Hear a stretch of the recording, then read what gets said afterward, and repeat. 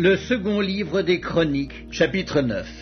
La reine de Séba apprit la renommée de Salomon, et elle vint à Jérusalem pour l'éprouver par des énigmes. Elle avait une suite fort nombreuse et des chameaux portant des aromates, de l'or en grande quantité et des pierres précieuses. Elle se rendit auprès de Salomon, et elle lui dit tout ce qu'elle avait dans le cœur. Salomon répondit à toutes ses questions, et il n'y eut rien que Salomon ne sût lui expliquer. La reine de Séba vit la sagesse de Salomon, et la maison qu'il avait bâtie, et les mets de sa table, et la demeure de ses serviteurs, et les fonctions et les vêtements de ceux qui le servaient, et ses échansons et leurs vêtements, et les degrés par lesquels on montait à la maison de l'Éternel. Hors d'elle-même, elle dit au roi, « C'était donc vrai ce que j'ai appris dans mon pays au sujet de ta position et de ta sagesse? Je ne croyais pas ce qu'on en disait avant d'être venu et d'avoir vu de mes yeux. Et voici, on ne m'a pas raconté la moitié de la grandeur de ta sagesse. Tu surpasses ce que la renommée m'a fait connaître. Heureux tes gens, heureux tes serviteurs qui sont continuellement devant toi et qui entendent ta sagesse. Béni soit l'Éternel ton Dieu qui t'a accordé la faveur de te placer sur son trône comme roi pour l'Éternel ton Dieu. C'est parce que ton Dieu aime Israël et veut le faire subsister à toujours qu'il t'a établi roi sur lui pour que tu fasses droit et justice. Elle donna au roi 120 talents d'or, une très grande quantité d'aromates et des pierres précieuses. Il n'y eut plus d'aromates tels que ceux donnés au roi Salomon par la reine de Séba. Les serviteurs de Huram et les serviteurs de Salomon qui apportèrent de l'or d'Ophir amenèrent aussi du bois de sandal et des pierres précieuses. Le roi fit avec le bois de sandal des escaliers pour la maison de l'Éternel et pour la maison du roi, et des harpes et des luttes pour les chantres. On n'en avait pas vu de semblable auparavant dans le pays de Juda. Le roi Salomon donna à la reine de Séba tout ce qu'elle désira, ce qu'elle demanda, plus qu'elle n'avait apporté au roi. Puis elle s'en retourna et alla dans son pays, elle et ses serviteurs. Le poids de l'or qui arrivait chaque année à Salomon était de 666 talents d'or, outre ce qu'il retirait des négociants et des marchands qui en apportaient, de tous les rois d'Arabie et des gouverneurs du pays qui apportaient de l'or et de l'argent à Salomon. Le roi Salomon fit 200 grands boucliers d'or battu, pour chacun desquels il employa 600 cycles d'or battu, et 300 autres boucliers d'or battu, pour chacun desquels il employa 300 cycles d'or. Et le roi les mit dans la maison de la forêt du Liban. Le roi fit un grand trône d'ivoire et le couvrit d'or pur. Ce trône avait 6 degrés et un marchepied d'or attenant au trône. Il y avait des bras de chaque côté du siège. 2 lions étaient près des bras et 12 lions sur les 6 degrés de part et d'autre. Il ne s'est rien fait de pareil pour aucun royaume.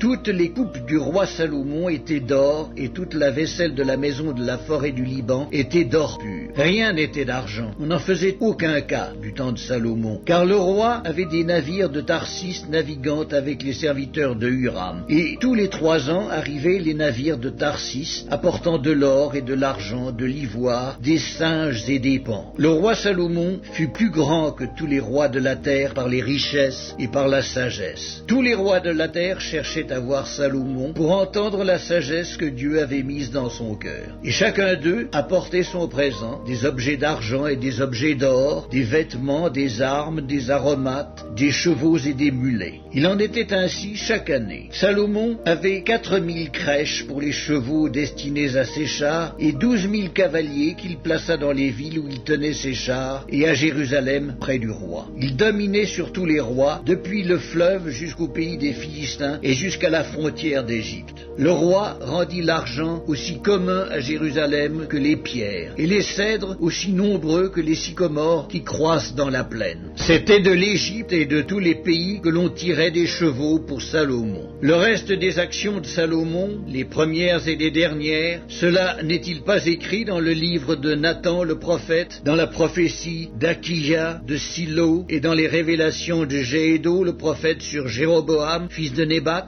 Salomon régna 40 ans à Jérusalem sur tout Israël. Puis Salomon se coucha avec ses pères, et on l'enterra dans la ville de David son père. Et Roboam, son fils, régna à sa place.